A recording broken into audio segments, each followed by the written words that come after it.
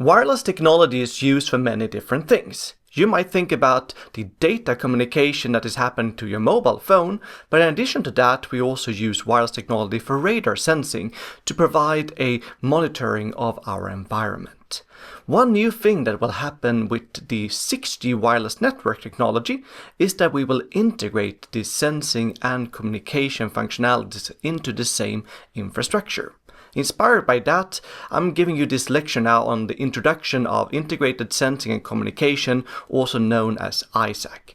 I will cover the specific details of how sensing and communication is done today and how we can integrate them together and what purpose that might serve. So let's get started by looking into what this really could mean. Here is a scenario where we have a base station that sends out wireless signals, and we have a user in a car over here. The wireless signal is propagating towards that car, and part of it will make it into the car, and other part will be reflected in a diffuse way and spread over the environment. And we can observe these wireless signals at many different places, both at the data receiver and at some other place where we would like to study something that the wireless signals contains. In particular, at the receiver, the received signal will be a modified version of the transmitted signal, where the channel distortion is playing a role. And there will also be some noise added to this one. When we do communication, it is the signal that is of interest to us. So we encode information into that one, zeros and ones that could represent text, images, videos, or whatever we like. And the important task of the receiver is to extract that information out of the signal that it receives. And therefore it needs to invert this channel distortion. It doesn't really care about its characteristics as long as it can take it away. However, in sensing, it is particularly this channel that is of interest to us. Which echoes did it contain and how strong were they? And in order to observe this type of things, we can't send a signal that is unknown. Instead, we send something that is predefined, and then at the receiver side, we try to study how the echoes looks like. Let's now have a look at today's sensing and communication technologies.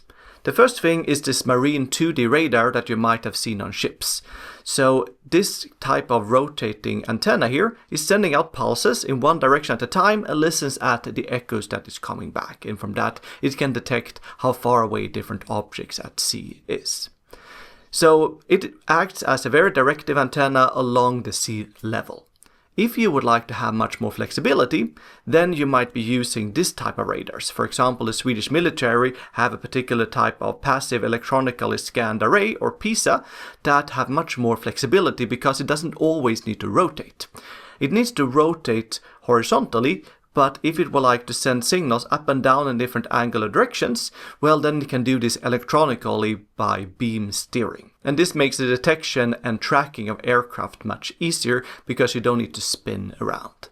If you need an even more advanced technology, there is the active electronically scanned array that contains many small sensors that can be controlled individually. And this gives you the ability to look in many directions at the same time and also track multiple objects at the same time. So this is what really the military are using today. If we look at communication technologies, these are some of the different types of antennas that you might see around you in the city. This type of large fixed antenna arrays have a strong directivity and have been used in 1G to 4G. They are built in a similar way as the marine radar, it's just that they don't rotate but instead have a particular area where it provides coverage to mobile users.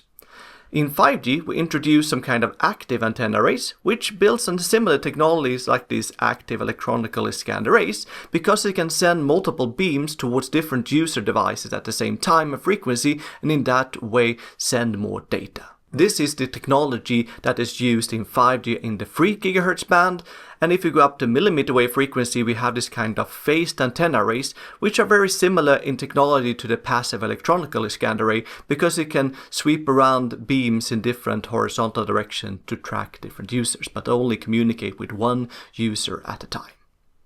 So the point I want to make here is that similar antenna technologies have been utilized both in sensing and in communications, but of course they have been tailored for those respective use cases. The most advanced antenna technologies are already used for consumers in communication systems, while they are so far reserved for military purposes in sensing. Radar stands for radio detection and ranging, so it's basically an abbreviation that has turned into a normal word. The first thing we can use this technology for is to measure delays. So we send out the signal, it bounces on aircraft, it comes back, and then based on that delay, we can estimate how far away this object is. The second thing is known as Doppler shift. So we send out the signal, it bounces on the aircraft and it comes back here, and when the aircraft is traveling towards the receiver, we can see how the distance between the different peaks of this wave is pressed together, and that gives rise to what we know as a Doppler shift, from which we can estimate the velocity. And if the aircraft instead flying that direction, we get longer distances between the peaks, and in that way we can estimate the velocity in the opposite direction. The third thing we can do is to figure out the angle where the object is by doing these operations and sweep through different angles when we are transmitting and see what we are getting back. We can use all of these features simultaneously, and we can first detect an object and then we can track them. Particularly the more active the rays are, the easier it is to track different objects. So there are many similarities between communication and sensing, particularly how the wireless signals propagates physically through our environment. So let's have a closer look at that in terms of the path losses and the received signal powers. So if we start with communications, we're transmitting from a base station here towards a user which is at a distance d away in line of sight. We transmit with a particular power, we call it PT, and we have an antenna gain which is telling us how strongly we are pointing the signal towards the receiver. And then we have a propagation loss factor here, which is telling us how much of the signal that we're transmitting in that direction actually reaches the receiver. It is a ratio between the area of the receive antenna and the surface area of a sphere with the same radius as the distance towards the user, so 4 pi d squared. So we can see how the received power is reduced with the distance squared. In the radar case, we need the signal to be transmitted and reach a target, and then is reflected on this target and makes it towards the receiver. And here we have a distance dt and dr. The receiver could have been the same as transmitter, but we illustrated as two different ones over here. So first, we are transmitted with a particular power, pt, and we have an antenna, gain gt, at the transmitter. And then we calculate things very similarly as we did before. So we have 4 pi dt squared, so that is a distance to the radar target. And then the area of the receiver is called the radar cross-section in these situations. And this gives us the amount of power that is reflected towards the receiver. That power is also spreading out, so we need to do a similar calculation again. So we take the reflected power, we take the area of the receiver, and we divide with the surface area of a sphere with this area. We can now put these two equations together into one and get what is known as the radar equation. While doing that, it is convenient to replace the area AR here with the gain of the receiver times the area of an isotropic antenna. That's the typical way of doing things. And then when you simplify things, you get this type of expression here, where we can see that it depends on the wavelength and it depends on the radar cross-section and the distance to and from the target. An interesting thing here is that we are multiplying these two distances together and not adding them up. So that means that the received power is typically much smaller in a scenario like this than it would be in the communication scenario. This radar cross-section term is something that we also need to measure or model. Its value depends on what kind of object it is and how it is rotated. So therefore we are usually using some kind of random modeling of this, where the average value depends on the size and the shape and also the material that this type of object has. For example, if you would like to hide a particular object, one can select some kind of materials that is not reflecting much signals, and in that way makes the radar cross-section smaller than it otherwise would have been. The randomness that comes from the rotation of this object is modeled using the swirling models in a lot of the radar literature. There is the swirling 1 model, where the radar cross-section has a chi-square distribution with 2 degrees of freedom. And if you are familiar with channel model for communications, this is the same thing as Rayleigh fading. And you need to select the average value based on how large the object is. There is also the swirling 3 model, where the radar cross-section has a chi-square distribution with 4 degrees of freedom. And that is similar to Rayleigh and Nakagami fading if you are using such models in communications. There is also a swirling 2 and 4 model. It is similar to the 1 and 3. The only question is how frequently are we getting new random realizations of the radar cross-section value while we are observing the target. So we see that there are a lot of similarities in the propagation modeling. What are the main differences? Well, in the case where we are doing communication, we transmit from the base station to the user or from the user to the base station. So we have a one-way link where we need to separate between uplink and downlink. And for that reason, we are using radio equipment that are operating in half duplex, which means that it either transmits or receives and needs to switch between these different things. This is what we do today in 5G systems using TDD frequency bands, where the same frequency is also used for the downlink and for the uplink. One of the nice things what we saw on the previous slide is that the formula is only reducing the received power with the distance squared in line of sight scenarios, which is a relatively good propagation condition.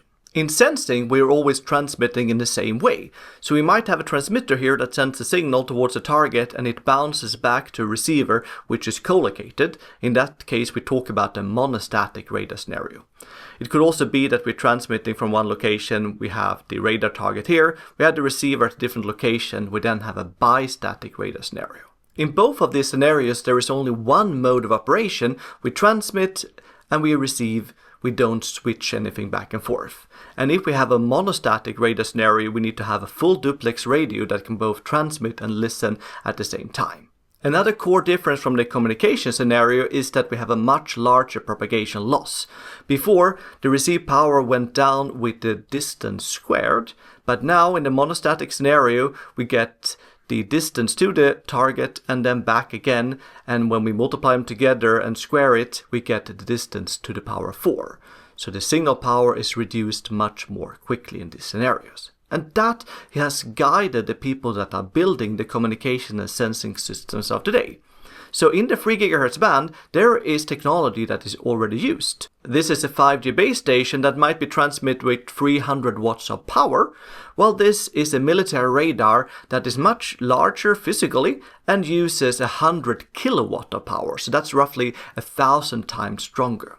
And that is needed in order to overcome this much larger propagation losses that we are having in the sensing systems. Nevertheless, the goal in 6G is to integrate these technologies together, and that can be done at different integration levels. The first level will be a site sharing, where we have the base station for the communication scenario and the sensing equipment here for monostatic sensing at the same location. So we are doing site sharing, but we are using different hardware and different frequencies for the communication and for the sensing. The next level in the integration will be that we are using the same hardware for both communication and sensing. It might, for example, be a transmitter here that is used to send the sensing signal and the communication signal, and then we have a receiver here that receives the sensing echoes. We can share them by switching in time between the two different operations, communication and sensing, or switch in frequency domain. The deepest kind of integration is signal sharing, where we use the same hardware and we're transmitting simultaneously data signals and sensing signals. So all of the time frequency resources are used for both of these purposes, which of course provides a larger flexibility. 6G systems for ISAC is probably going to use the hardware sharing or the signal sharing. A lot of the academic works are focusing on the signal sharing case because it have this larger flexibility, while I can envision that the hardware sharing will be the first thing that the industry is testing. So if we can do this integration, what will it be used for? Well, there are different opinions that you can find out there in the literature. This is my take on this. So I think that we will have a system that is primarily built for communication still. But we will add sensing as an add-on that can provide some more value and usefulness in our system. So we will have a base station that is sending downlink communication signals, and it also sends signals in the downlink for sensing purposes. And then you take the hardware at another location and turn it into uplink mode so that you can receive these sensing echoes and use them for sensing. And we will have to determine which base station are transmitting and who is receiving at which time, but we don't need to have full duplex hardware that can do both of them at the same time. We can only do this in frequency band that are allocated for TDD, where we are doing the uplink and the downlink at the same frequencies but switch between them in time. There are also legacy frequency bands that use different frequencies for the uplink and the downlink, known as FDD or frequency division duplexing, and they are not suitable for sensing purposes. When it comes to using this sensor functionality for something useful, well, we can use them both to improve our network operation and to use it in external applications. So let's go through these different categories, starting with the network internal use cases. So one nice thing you can do with sensing is that you can track your users when they are inactive. So for example, you can figure out that someone is traveling along a street and it sends data now and then, and when you need to send the next time, you already know roughly where the user is and can point your signal directly towards that. And you can also predict when you need to hand over a user from one base station to another one. When there is not much traffic in your network, you might want to turn off some of the hardware to save energy, and if you can sense the environment around you, you can do this with much higher certainty and not risk that you have to turn on and off the hardware all the time when the traffic is coming into your network. Another thing that you can predict is how much interference you will get from another base station area, depending on what kind of motions there are around in that region, which you are not covering yourself. And you can also use the sensor technologies to improve the positioning, so the map location of your users, so you're not only using the signal that they are transmitting, but all kinds of signal that are transmitted can be used to improve the sensing of the locations. So together, all of these features can be utilized to run your network much more effectively. But it might not be a way of really gaining much money for telecom operators and motivate large deployments. Instead, the telecom operators are putting a lot of hope into network APIs.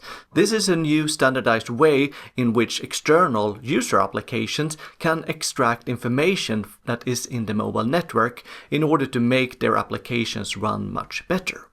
And the sensing features in ISAC can provide much more of data that can be useful for such purposes. For example, it provides with environmental awareness, can see human motion and gestures in particular areas in the communication network. You can use a lot of such things for smart city optimization to monitor traffic and crowds and things like that and make sure that your city is running more smoothly and maybe save energy and other things. Smart factories are important when you automate things. You would like to track your robots and detect irregularities and collect a lot of data in order to extract such information using sensing. Surveillance is another thing. You can detect drones flying over your city, or you can see in darkness when normal cameras wouldn't be able to do that. And generally speaking, all the data that we can collect can be fed into some digital twins of a city or a factory or a home, and use AI in order to figure out different characteristics and then automate the operation of different things. So there is a lot of hope that these network APIs, together with ISAC and other information that we already have inside our mobile networks, will be a new revenue stream for telecom operators that can motivate the deployment of 16 networks at a large scale. Before wrapping up, I would like to tell you about how the sensing is actually being done. So let's have a look at range estimation to start with. We have a transmitter that sends out the signal, it bounces on this object and then comes back again. So suppose the transmitted signal is this box here, well then the received signal will be a delayed and attenuated version of this box. And what the receiver is doing in order to detect this in noise is to run what is known as a match filter, where it correlates the received signal with what you think the signal would look like. And that will turn this box into some triangle-shaped thing where you can see the peak value from which the delay from the transmission to the reception becomes visible. The most important thing is the shape of this match filter output, so we can send other kinds of transmitted signals that eventually, after the filtering, will result in something similar here, which has a peak value where we can identify this is where we should take our delay from. When we then know the delay, we should remember that this is the round trip time. So we send the signal to this object and then it comes back again. So in order to do ranging, we need to take this round trip time, divide by 2 to get the actual distance, and multiply with the speed of light because that is the speed at which wireless signal are traveling. And from that, we get the distance to the target. It might look like we can get a perfect range estimate, but in practice we are limited by what kind of signals that we are using.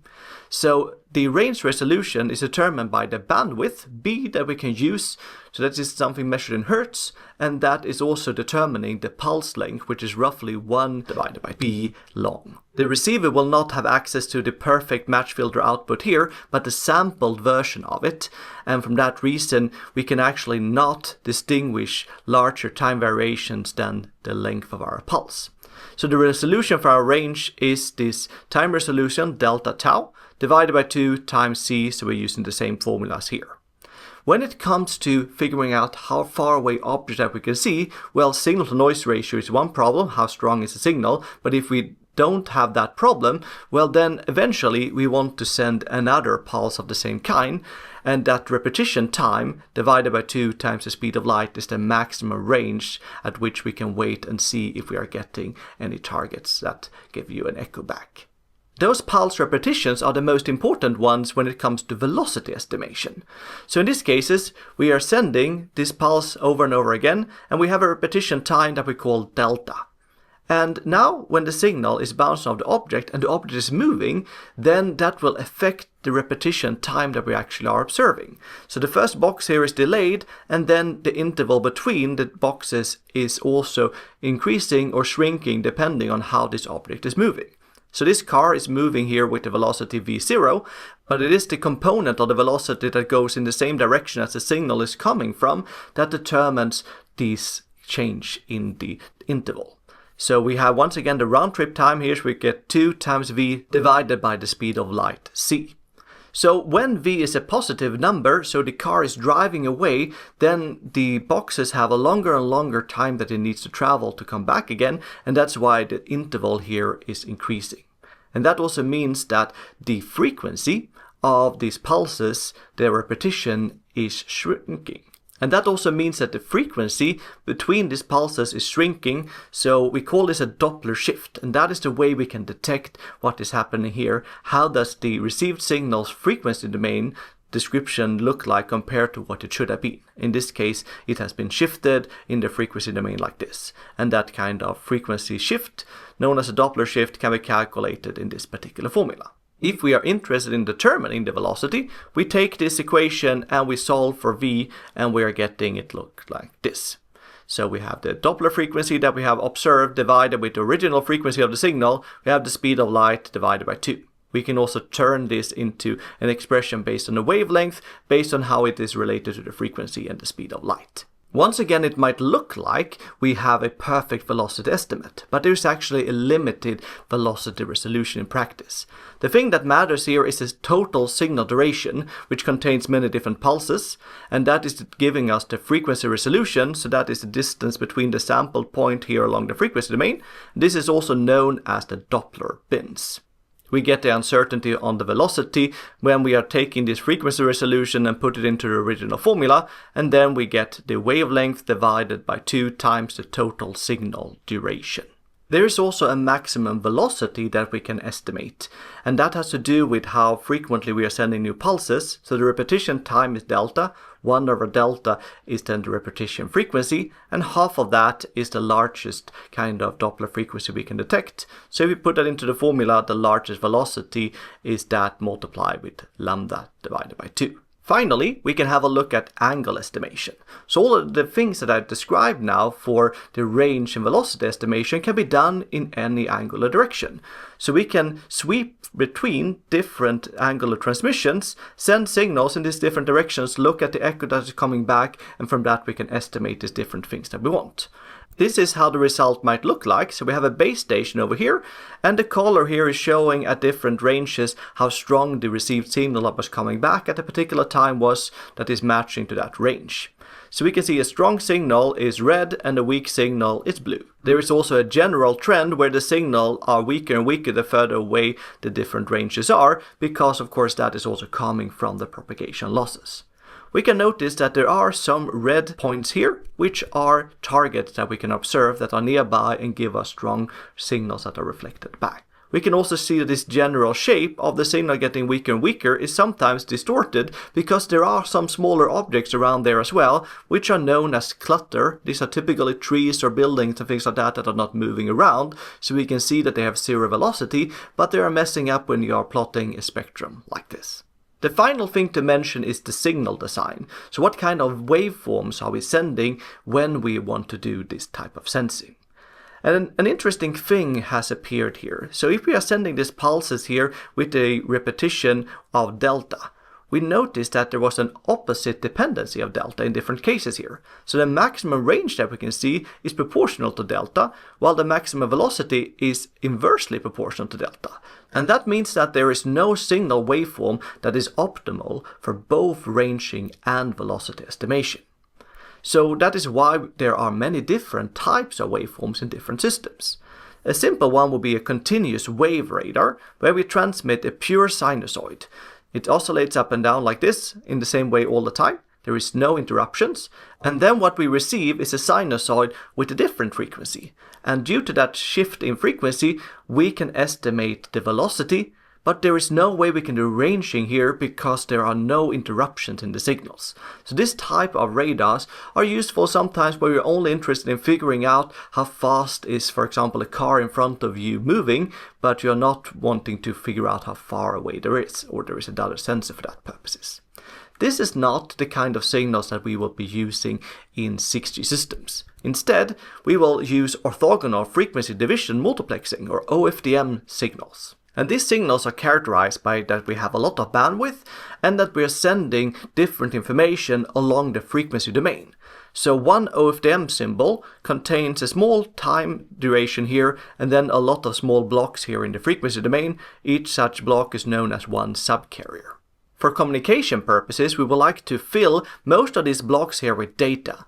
But we already are using some reference signals to estimate channels and other parameters in order to run our systems and, for example, know where to point our communication beams. And that approach can also be taken when it comes to sensing. For example, if we are interested in estimating the range, we know that we would like to have a signal with a lot of bandwidth. So we can take one of these blocks here with reference signals that are spanning over many subcarriers and use that signal in order to compute the range of a particular target. If we need a higher range resolution, we can spread out more reference signals over additional subcarriers. If we want to estimate the velocity, we need to look at reference signals that are spread across time like this, and that can be used then to estimate velocity because it creates these kind of different pulses. And if we need a high resolution, we need to fill in with additional reference signals in between here so that the duration between them becomes smaller. In summary, 6G system will build on the telecom system that we already have, like 5G, and then add sensing functionalities into them. That can be used to estimate the range, the velocity, and the angle to different targets, and both detect them and track them. This can be very useful internally in the system to enhance the resource allocation to make the network run more smoothly, and that will of course benefit data communication users. But even more importantly are the external use cases, where we can input this information through network APIs to different kind of advanced applications of the future, and hopefully we will get a new marketplace there that will also lead to new investment in telecom infrastructure, so we can see a global deployment of 6G networks with good coverage.